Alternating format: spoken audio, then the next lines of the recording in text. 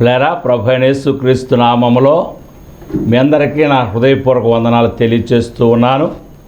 మరి పరిశుద్ధ గ్రంథము నుంచి కొన్ని మాటలను మనం జ్ఞాపకం చేసుకుందాం. పరమగీతములో 4వ అధ్యాయము 12వ వచనము మరలా చదువుకుందాం. నా సహోదరి, నా ప్రాణేశ్వరి,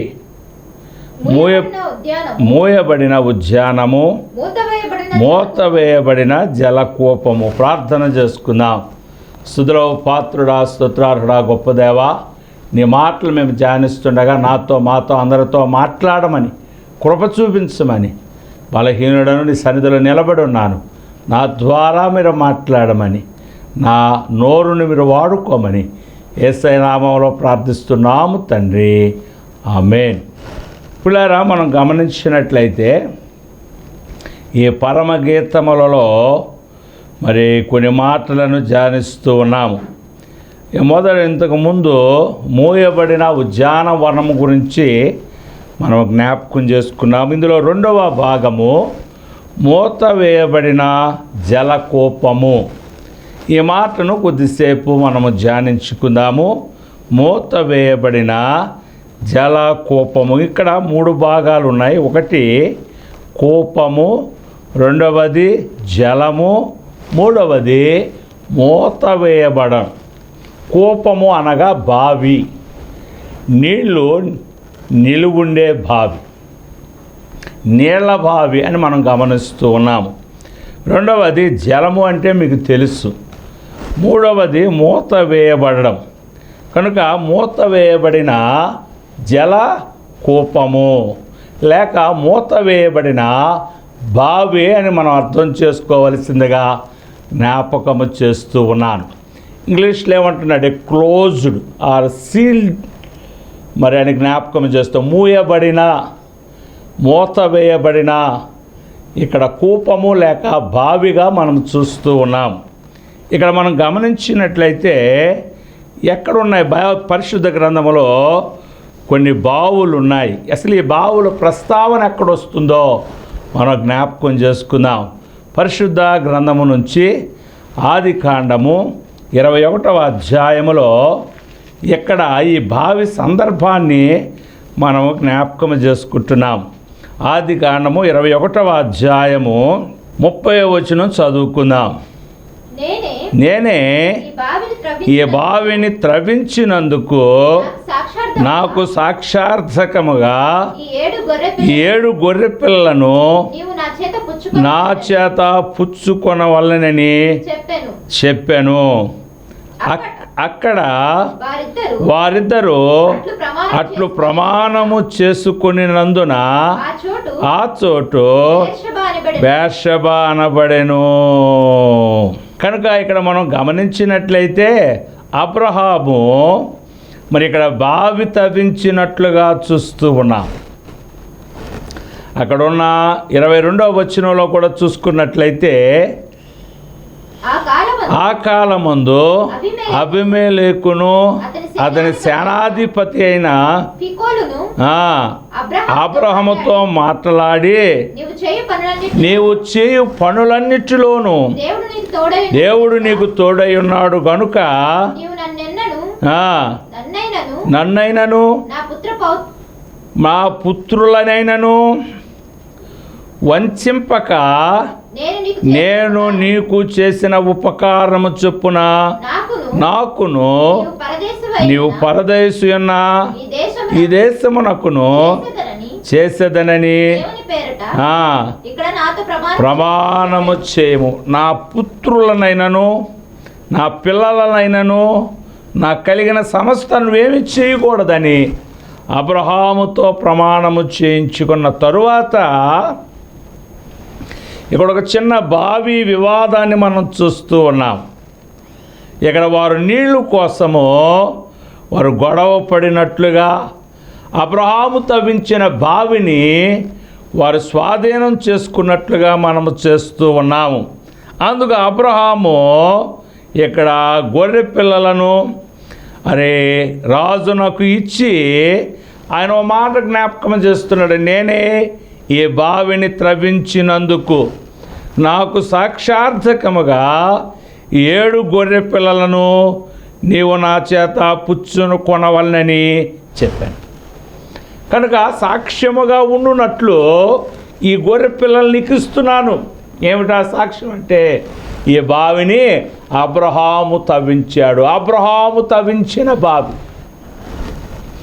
వారిద్దరూ ఆ విధంగా ప్రమాణం చేసుకున్నారు కనుక ఆ చోటుకు బేర్షెబా అని పేరు పెట్టినట్లుగా చూస్తున్నాము. దానికి అర్థం ఏమిటంటే, ఫుడ్ నోట్ రాస్తున్నాడు, సాక్షార్థమైన బావి. ఇక్కడ వీరిద్దరికీ సాక్ష్యముగా నిలబడిన ఈ బావిని జ్ఞాపకము చేస్తూ ఉన్నారు. ఇలా అబ్రహాము చాలా బావులు తవ్వించాడు. అయితే త్రవ్వించిన బావులన్నీ ఫిలిష్తీయులు మరి మూసివేసినట్లుగా చూస్తున్నాము. ఆదికాండము 26వ అధ్యాయము 15వ వచనంలో మనం చూసుకున్నట్లయితే, అతడు తండ్రి అయిన అబ్రహాము దినములలో దాసులు త్రవ్విన బావులన్నిటినీ ఫిలిష్తీయులు మన్ను పోసి, కనుక ఇస్సాకు ఇక్కడ మాట జ్ఞాపకం చేస్తున్నాడు.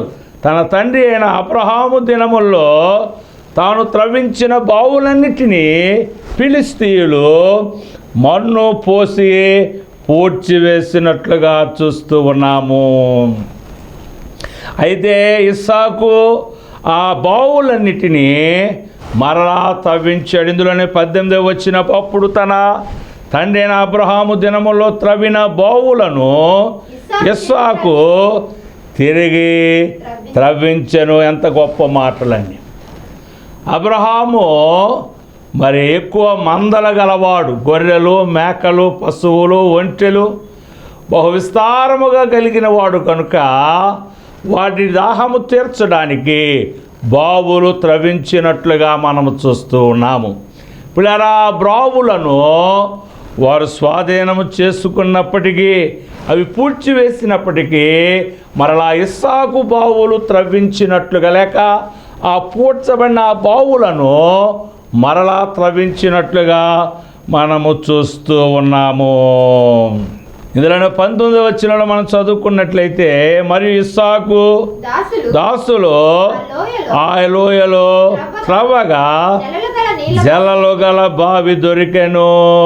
ఎంత చక్కని మాట. ఇస్సాకు దేవునితో ఉన్నవాడు. ఇస్సాకును దేవుడు ఆశీర్వదించాడు. 12వ వచనమున అంటాడు, ఇస్సాకు ఆ దేశమందు ఉన్నవాడే విత్తనము వేసి ఆ సంవత్సరము 100 ఫలము పొందెను. యెహోవా అతను ఆశీర్వదించిన కనుక ఆ మనుష్యుడు గొప్పవాడాడు. అతడు మిక్కిలి గొప్పవాడకు వరకు క్రమక్రమముగా అభివృద్ధి పొందుతూ వచ్చాను. అతనికి గొర్రెల ఆస్తియు గొడ్ల ఆస్తియు దాసులను గొప్ప సమూహము కలిగినందున ఫిలిష్తీయులు అతని యందు అసూర్యపడి, ఆ విధంగా ఇస్సాకును ఆశీర్వదించాడు. దేవుడు అబ్రహాముతో వాగ్దానం చేశాడు, ఇదిగో నిన్ను నీ కుటుంబాన్ని నేను ఆశీర్వదిస్తాను. ఆ విధంగా దేవుడు ఆశీర్వదించినట్లుగా చూస్తూ ఉన్నాము. పిల్లరా, మనం గమనించినట్లయితే ఇస్సాకు కూడా బావులు తీసే అనుభవంలో ఉన్నాడు. ఆయన బావులు తీస్తుండగా ఇందులో 20వ వచనం చదువుకుందాం. అప్పుడు గెరారు కాపురులు ఇస్సాకు కాపులతో జగడమాడి, ఈ నీరు మాదే అని చెప్పిరి గనుక వారు తమతో కలహించినందున అతడు ఆ బావికి ఏసేకు అని పేరు పెట్టెను. ఇక్కడ ఏసేకు అనగా జగడము అన్న కనుక ఈ బావిని మనం ఏమని పిలవచ్చు అంటే జగడ బావి. అబ్రహాము తవ్వించినదేమో సాక్షార్థమైన బావి, ఇదేమో జగడమాడిన బావి. తర్వాత చదువుకుందాం. మరి మరొక బావి త్రవ్వినప్పుడు దాని కొరకు జగడమారిడి కనుక దానికి సిత్నా అని పేరు పెట్టాను. సిత్నా అనగా అర్థం ఏమిటంటే విరోధము, అనగా మరలా గొడవ పడి వారు విరోధంగా మారిపోయారు. అందుకు ఆ బావిని సిత్నా అని పేరు పెట్టాడు ఆయన. 22వ వచనం, 26, 22వ వచనం. అతడు ఇక్కడ నుండి వెళ్ళి మరొక బావి త్రవ్వించాను. దాని విషయమై వారు జగడమాడలేదు గనుక అతడు యెహోవా మనకు ఎడమ కలుగు చేశాను కనుక ఈ దేశమందు అభివృద్ధి పొందుదుమని దానికి రెహబాతు అని పేరు పెట్టిన. రెహబాతు అనగా ఎడమ. దేవుడు వారందరి నుంచి, విరోధము నుంచి, జగడముల నుంచి వేరు చేశాడు, ఎడమ చేశాడు కనుక ఆ యొక్క బావి పేరు రెహబాతు అని పేరు పెట్టినట్లుగా చూస్తున్నాం. కనుక ఇక్కడ మనం గమనించినట్లయితే అబ్రహాము తవ్వించిన బావి పేరు శాశ్వతమైన బావి. రెండవది ఇస్సాకు తవ్వించిన బావికి ఆయన జగడ బావి, విరోధించబడిన బావి, ఎడమ బావి. ఇలాగ ఆయన బావులు తవ్వించినట్లుగా చూస్తూ ఉన్నాం. ఇంకొక బావిని కూడా జ్ఞాపకం చేసుకుందాం. యోహాను రాసిన సువార్త 4వ అధ్యాయము 6వ వచనంలో మనం చదువుకున్నట్లయితే ఇక్కడ ఒక చక్కని మాటను జ్ఞాపకం చేస్తున్నాడు. యోహాను రాసిన సువార్త 4వ అధ్యాయం 6వ వచనము. అక్కడ యాకోబు బావి ఉండెను కనుక యేసు ప్రయాణము వలన ఇక్కడ ఒక బావి మనం చూస్తున్నాం, యాకోబు బావి. అబ్రహాము బావిని మనం చూసాము, ఇస్సాకు బావిని మనం చూసాము. యాకోబు బావులు, దేవుడు అబ్రహాము దేవుడు, ఇస్సాకు దేవుడు, యాకోబు దేవుడు, ఈ ముగ్గురు కూడా బావులు తీసే అనుభవంలో మనం ఉన్నారు. ఇప్పుడు గమనించండి, బావులు అనగా అది నీళ్లు ఊరడానికి లేక నీళ్లు నిలవడానికి, నీటిని వాడుకోవడానికి, భద్రము చేయడానికి తీయబడుతున్నట్లుగా చూస్తున్నాము. ఇక్కడ బావి అనగా మనమే. పిల్లరా, మనం గమనించినట్లయితే ఇక్కడ బావులు బైబిల్కి చాలా దగ్గర సంబంధాన్ని మనకు చూపిస్తూ ఉంది. బావుల దగ్గర ప్రాముఖ్యమైన వివాహ ఘట్టాలు మనకు జరిగినట్లుగా చూస్తున్నాము. చూడండి, రెబెకా ఇస్సాకు రెబెకా వివాహాలు మనం చూసుకున్నట్లయితే ఆ యొక్క ఆలోచన ఎక్కడ ప్రారంభమైనదంటే బావి దగ్గరే ప్రారంభమైనది. చూడండి, ఆదికాండము 24వ అధ్యాయములో 42వ వచనం చదువుకుందాం. నేడు ఆ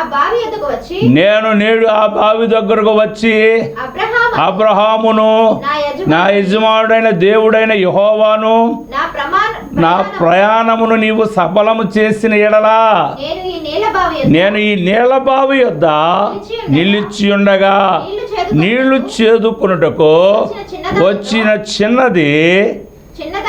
చిన్నదానితో నేను దయచేసి కడవలో నీళ్లు కొంచెము నన్ను త్రాగనిమ్మని అడిగినప్పుడు నీవు త్రాగుము, నీ ఒంటిలకును చేదిపోయుదునని ఎవరు చెప్పెనో ఆమె నా యజమాని కుమారునికి యెహోవా నియమించిన పిల్లయుండెను మనవి చేసుకుంటేనే. ఇక్కడ దేవుడు అబ్రహాముతో మాట్లాడినప్పుడు అబ్రహాము తన పెద్ద దాసుడైన ఎలియాజరుతో చెప్తున్నాడు, నా స్వజనుల దగ్గరికి వెళ్ళి ఇస్సాకు చక్కని భార్య నువ్వు తీసుకురావాలి, ఇదిగో దేవుడు నీకు తోడుగా ఉంటాడు అని ప్రమాణము చేయించుకున్నాడు.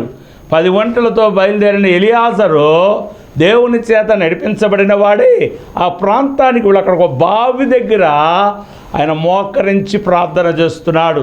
తను మోకరించాడు, ఒంటెలను మోకరింపచేసి ప్రార్థన చేస్తూ ఉన్నాడు. ఈ బావి దగ్గరికి ఏ చిన్నది వచ్చి మేము నీళ్ళు అడిగినప్పుడు మాకును మా ఒంటెలకును నీళ్లు త్రాగనిచ్చునో ఆమె నా యజమాను కుమారునికి మరి భార్య అవుతుందని ఆయన ఒక తీర్మానముతో దేవుని నడిపింపుతో బావి దగ్గర ఆయన ప్రార్థన చేస్తున్నట్లుగా చూస్తున్నా. కనుక ఇస్సాకు రెబెకా వివాహ ఏర్పాటులో ఈ బావి చాలా ప్రాముఖ్యంగా కనబడుతున్నది. ఎలియాజరు ఒంటెలక్కడ ప్రార్థన చేస్తుండగా అదే స్థలానికి రెబెకా నీళ్లు తోడడానికి వచ్చినట్లుగా చూస్తూ ఉన్నాము. పిల్లారా, ఇదే సందర్భము మనం గమనించినట్లయితే యాకోబు జీవితంలో కూడా ఇలాంటి సందర్భమే ఏర్పడింది. చూద్దాం ఆదికాండము 29వ అధ్యాయము 2వ వచనంలో చూసుకున్నట్లయితే, యాకోబు తండ్రిని మోసం చేసి అన్నను మోసం చేసి ప్రాణభయంతో పరిగెట్టి తన మామ దగ్గరకు ఆయన వచ్చేస్తూ ఉన్నాడు. 29వ అధ్యాయము ప్రారంభ వచనంలో చూసుకున్నట్లయితే, యాకోబు బయలుదేరి తూర్పు జనుల దేశమునకు వెళ్ళెను. అతడు చూచినప్పుడు పొలములో ఒక బావి కనబడెను. అక్కడ దాని యొద్ద గొర్రెల మందలు 3 పండుకొని ఉండెను. కాపరులు మందలకు ఆ బావి నీళ్లు పెట్టుదురు. ఒక పెద్ద రాయి ఆ బావి మీద మూత వేసి ఉండెను. మనం ఇక్కడ గమనించినట్లయితే ఈ బావి, ఇక్కడ బావి దగ్గరకు వచ్చాడు ఆయన యాకోబు. ప్రయాణం చేసి అలసిపోయి రాగానే ఒక బావి దగ్గరికి రాగానే ఆయన వివరాలు అడుగుతున్నారు. 4వ వచనం, యాకోబు వారిని చూచి, అన్నలారా అడుగగా వారు మేము హారోను వారమనిరి. అతడు నాహోరు కుమారుడగు లాబాను మీరు ఎరుగుదురా అని వారిని అడుగగా వారు ఎరుగుదుమనిరి. మరియు అతడు క్షేమముగా ఉన్నాడా అని అడుగగా వారు క్షేమముగానే ఉన్నాడు. ఇదిగో అతని కుమార్తె అయిన రాహేలు గొర్రెల వెంట. కనుక ఇస్సాకు రిబకా వివాహ ఏర్పాటు ఆలోచన బావి దగ్గర అయినట్లుగా చూస్తూ ఉన్నాము. ఇక్కడ యాకోబు కూడా తను ప్రేమించబోయే ఆ రాహేలు, తన వివాహం చేసుకోబోయే రాహేలు కూడా వారిద్దరూ బావి దగ్గర కలుసుకున్నట్లుగా మనము చూస్తూ ఉన్నాం. అలాగే యోహాను సువార్త 4వ అధ్యాయములో యేసు ప్రభువు కూడా మరి ఇక్కడ సమరయ స్త్రీని కలుసుకున్నట్లుగా మనము చూస్తూ ఉన్నాము. ఇక్కడ 3వ వచనం చదువు. అయినను ఉండండి, ఆయన సమరయ మార్గమున వెళ్ళవలసి వచ్చాను గనుక యాకోబు తన కుమారుడైన యోసేపుకిచ్చిన భూమి దగ్గరనున్న సమరయలో సుకారు అను ఊరికి వచ్చాను. అక్కడ యాకోబు బావి ఉండెను గనుక యేసు ప్రయాణము వలన అలసి ఉన్నందున కనుక ఇక్కడ చూసుకున్నట్లయితే ఈ సమరయ స్త్రీని యేసు ప్రభు ఎక్కడ కలుసుకున్నాడు? బావి దగ్గర కలుసుకున్నాడు. రెబకాను బావి దగ్గర కలుసుకున్నారు. రాహేలును బావి దగ్గర కలుసుకున్నారు. సమరయ స్త్రీని యేసు ప్రభు బావి దగ్గర కలుసుకున్నాడు. కనుక ఇక్కడ మనం గమనించినట్లయితే ఈ బావి చాలా ప్రాధాన్యత తీసుకున్నట్లుగా చూస్తున్నాం. ఇక్కడ బావి అనగా మనమే అని జ్ఞాపకం చేస్తున్నాడు. చూడండి, జకర్యా రాసిన గ్రంథము 13వ అధ్యాయము 1వ వచనంలో మనం చూసుకున్నట్లయితే ఇక్కడ చక్కని మాటను ప్రవక్త జ్ఞాపకం చేస్తున్నాడు. ఆ దినమున పాపమును అపవిత్రతను పరిహరించుటకై దావీదు సంతతి కొరకును యెరూషలేము నివాసుల కొరకును ఊట ఒకటి తీయబడినది. కనుక ఈ ఊట చాలా ప్రాముఖ్యమైన ఊట. పిల్లరా, ఊట లేక బావి, ఆ ఊటనే మనలో బావిగా కడతారు. ఇక్కడ ఊటల గురించి ఏం రాశారంటే, పాపమును అపవిత్రతను పరిహరించుటకే దావీదు సంతానము కొరకు, దావీదు సంతానం కొరకు మాత్రమే కాకుండా యెరూషలేములో నివసిస్తున్న వారందరి కొరకు, పాపులందరి కొరకు, లోకంలో ఉన్న వారందరి కొరకు ఊట ఒకటి తీయబడింది. ఆ ఊటే యేసు ప్రభువుగా మనము గమనించగలము. యేసు ప్రభు అన్నాడు, పరలోకం నుండి వచ్చిన జీవాహారము జీవజలము నేనే అని ఆయన జ్ఞాపకం ఇచ్చి. ఇక్కడ సమరయ స్త్రీ అంటుంది, అయ్యా నేను లోపలికి వెళ్ళి నీళ్లు తాగడం లేక తీసుకురావడం కష్టమవుతుంది. దానికి ముందు అంటుంది, అయ్యా నీళ్ళు నేను ఇవ్వకూడదు, మీరు తాగకూడదు అంటే, నేను దాహం అడుగుతున్నది ఎవరో నీకు తెలుసా? నేనిచ్చే నీళ్ళు నువ్వు త్రాగితే నువ్వు ఎన్నటికీ దప్పికొనవు అని జ్ఞాపకం వచ్చేస్తుంది. అయ్యా నీళ్ళు ఇవ్వమంటుంది ఆవిడ. ఇప్పుడు ఆ నీళ్ళు ఇవ్వగానే ఆవిడ దప్పిగా తీరింది. ప్రభువును నమ్ముకున్నది, తనతో పాటు తన ఊరిని కూడా ప్రభు దగ్గరకు నడిపించినట్లుగా మనము గమనించగలుగుతూ ఉన్నాం. కనుక కూపము అనగా బావి, మనమే ఒక బావి. ఈ బావిలో దేవుని వాక్యం అనే నీరుండాలి. ఇలా బావిలో నీరుండాలి. నీరు లేకపోతే ఆ బావికి విలువ ఉండదు, యోగ్యత ఉండదు, అర్హత ఉండదు, ఎవరూ దాని దగ్గరకు రారు. నీ మాటలు ఓట్ల వలె ఉండాలి. నీ మాటలు, నీ పాటలు అవి మధురమైన, మనోహరమైన ఓటలు మధురముగా ఉండాలి. నోరు మంచిదైతే ఊరు మంచిదవుతుంది. నీ బావిలో, నీ జీవితంలో, నా జీవితంలో మన మాటలు బాగుంటే, మన పాటలు బాగుంటే అనేకులు నీ దగ్గరకు వస్తారు, అనేకులు దాహము తీర్చుకుంటారు, అనేకులు ప్రభువుని గురించి తెలుసుకుంటారు. కొండలో విషయం ఉంది, చాలామంది జీవితాల విషయము, బావిలో విషయం ఉంది, నీళ్ళలో విషయం ఉంది. మన మాటల్లో మాధుర్యం ఉండాలి, మన పాటల్లో మాధుర్యం ఉండాలి, మన మాటలు దేవుని మాటలై ఉండాలి. కనుక ఈ బావులను నీళ్లతో నింపాలి. యేసు ప్రభువును ఆయన శిష్యులను ఒక వివాహమునకు పిలువబడ్డారు కానాను అనే ఊరిలో. అక్కడ చూసుకున్నట్లయితే 6 రాతు బాణలు కనబడుతున్నాయి. అవి ఎలాగున్నాయమ్మా? ఖాళీగా ఉన్నాయి, అందులో నీళ్లు లేవు. ఈరోజు చాలామంది జీవితాలలో నీరు లేదు, ఖాళీగా ఉన్నారు. దురాత్మ పట్టి వదిలిన తర్వాత ఆ నీళ్ళు, ఆ ఇల్లు లేకపోతే ఆ జీవితం, ఆ కుటుంబం ఎలా ఉందంటే నీరు లేనిది ఉన్నట్లుగా ఉన్నాం. సేవకులు ప్రార్థన చేసినప్పుడు దయ్యాలు వదిలిపోతాయి. అది తిరిగి తిరిగి తిరిగి తిరిగి నీరు లేని స్థలం దానికి కావాలంట.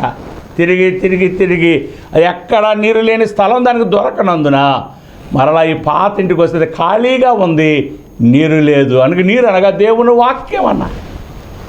వాక్యం లేని కుటుంబాలు అపవాది కావాలి, దయ్యానికి కావాలి పిల్లరా. కనుక వాక్యం అనే నీరును సంపాదించుకోవాలి. నీ వాక్యం నీ యొద్ద ఉండాలి, వాక్యం నీ హృదయంలో ఉండాలి, వాక్యం నీ నీటి లోటులో ఉండాలి. దావీదు అంటాడు, దుష్టుల ఆలోచన చెప్పున్నాడు ఒక, పాపుల మార్గం నిలువక, అపహాస్యులు కూర్చున్న చోట కూర్చుండక, యెహోవా ధర్మశాస్త్రమునందు దివారాత్రములు ధ్యానిస్తూ ఉన్నానని జ్ఞాపకం చేస్తాను. కనుక ఈ బావిలో, జీవితంలో, కుటుంబాలలో, సంఘాలలో దేవుని వాక్యం ఉండాలి. ఆ వాక్యం కోసము అనేకులు మన దగ్గరకు వస్తారు, వారి యొక్క తృప్తి చెందుతారని జ్ఞాపకం చేస్తున్నారు. మూడవది, ఈ బావిలో నీరుండాలి, ఆ బావి మీద మూత ఉండాలి. ఇందాక మనం యాకోబును గురించి జ్ఞాపకం చేసుకున్నప్పుడు అక్కడ ఒక బావి ఉన్నది, ఆ బావి చుట్టూ 3 మందలు ఉన్నవి, ఆ బావి మీద రాయి ఒకటి ఉన్నదని జ్ఞాపకం చేస్తూ ఉన్నారు.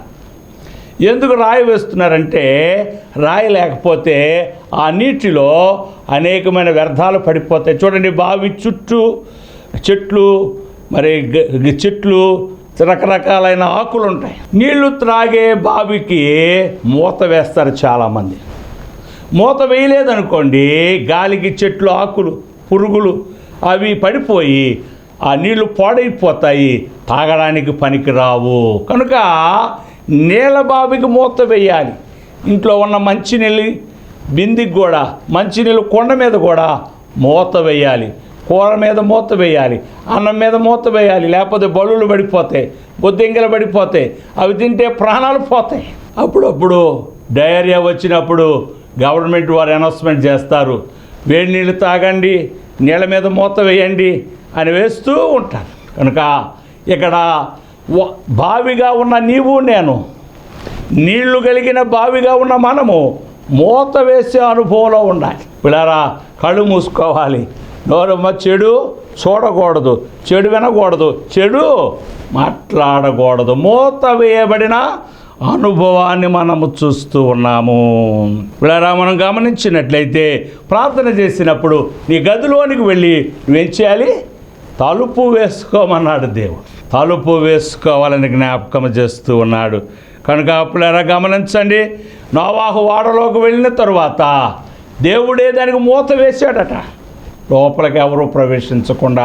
కనుక ఇక్కడ సొలొమోను రాసిన ఈ పరమ గీతాలలో చక్కని మాటలను జ్ఞాపకం చేస్తున్నాడు.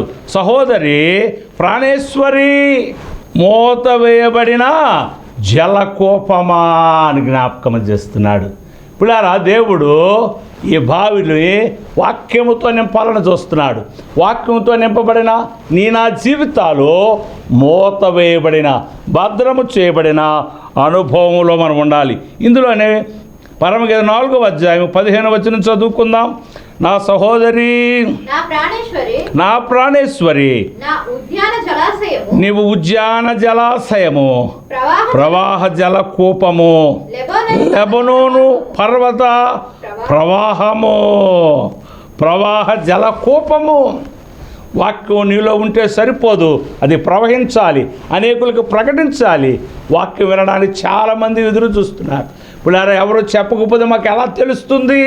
వినటం వలన విశ్వాసం కలుగుతుంది. విశ్వాసయుతమైన ప్రార్థన దేవుడు వింటాడు, స్వస్థపరుస్తాడు. వాక్యం వినాలని చాలామంది ఆశతో ఉన్నారు, ఎదురు చూస్తున్నారు. నిజమైన వాక్యం కావాలి, నిజమైన నీరు కావాలి. నీరు ప్రాణాధారము, వాక్యము మనిషికి ఆధారము.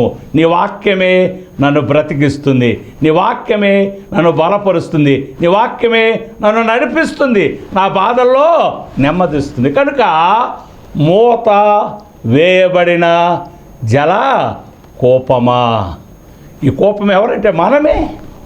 నీళ్లు కలిగిన బావిగా మూత వేయబడిన, భద్రము చేయబడిన జీవితాలు మనం కలిగి ఉండాలని దేవుడు జ్ఞాపకం చేస్తున్నాడు.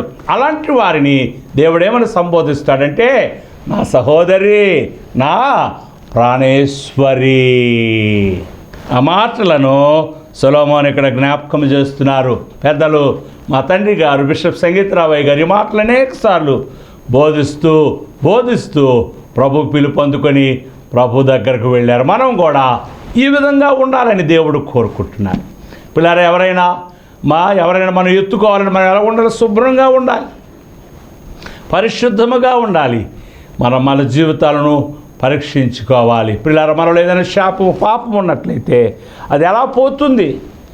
వాక్యము వలన, ప్రార్థన వలన. కనుక నా సహోదరి ప్రాణేశ్వరి, మోయబడిన ఉద్యానవనమా, మూత వేయబడిన జల కూపము వలె ఉండాలని జ్ఞాపకం చేస్తున్నాడు. ఇర్మియా రాసిన గ్రంథంలో ఒక్క మాట చదువుకుందాం. 9వ అధ్యాయం 1వ వచనములో, ఇర్మియా రాసిన గ్రంథము 9వ అధ్యాయము 1వ వచనం, నా జనులలో హతమైన వారిని గూర్చి నేను దివారాత్రములు కన్నీరు విడిచినట్లు నా తల జలమయముగాను, నా కన్ను కన్నీళ్ళ ఊటగాను ఉండునుగాక. ఇర్మియా ఆయన విలపించే ప్రవక్త. ఆయన నా తల జలమయముగాను, నా కన్ను ఓట్రగా ఉంటుందని జ్ఞాపకం చేస్తున్నాడు. సియోను కుమారి ప్రాకారమా, నదీ ప్రవాహము వలె నీళ్ళు కుమ్మరించమని వాక్యము సెలవిస్తూ ఉన్నది. ప్రార్థన చేసుకుందాం. స్తుతిపాత్రుడా, స్తోత్రార్హుడా, గొప్ప దేవా, ఆశ్చర్యకరుడు, ఆలోచనకర్త, బలవంతుడైన ప్రభానికి వందన. నువ్వు ప్రేమించి నీ రక్తమిచ్చి కొన్న సంఘము ఏ విధంగా ఉండాలని నువ్వు కోరుకుంటున్నావంటే, మూయబడిన ఉద్యానవనముగా ఉండాలని, మూత వేయబడిన జలకూపం వలె ఉండాలని నువ్వు జ్ఞాపకం చేస్తున్నావు. ప్రభానికి వందనాలు. నువ్వు త్వరగా వస్తున్నావు. ఈ సంఘమును నీతో కూడా తీసుకొని పోవడానికి, వస్తున్న చివరి రోజులు మమ్మల్ని మేము భద్రం చేసుకోవడానికి మూత వేయబడిన అనుభవము, భద్రము చేయబడిన అనుభవం వలె ఉండాలని నువ్వు కోరుతున్నావు. ప్రభాని స్తోత్రాలు. వాక్యమైన వాక్యాన్ని దీవించండి, ఆశీర్వదించండి. అనేకులు దాన్ని విని గ్రహించడానికి సహాయం చేయమని యేసయ్య శ్రేష్ఠ నామములో ప్రార్థిస్తున్నాము తండ్రి. ఆమేన్. మన ప్రభువైన యేసుక్రీస్తు కృప, దేవుని సహాయము, పరిశుద్ధాత్మతో మనందరికి తోడుగా ఉండి నడిపించునుగాక. ఆమేన్. మరణాత స్తోత్రం. మీ అందరికి వందనాలు. దేవుడు మిమ్మల్ని దీవించునుగాక.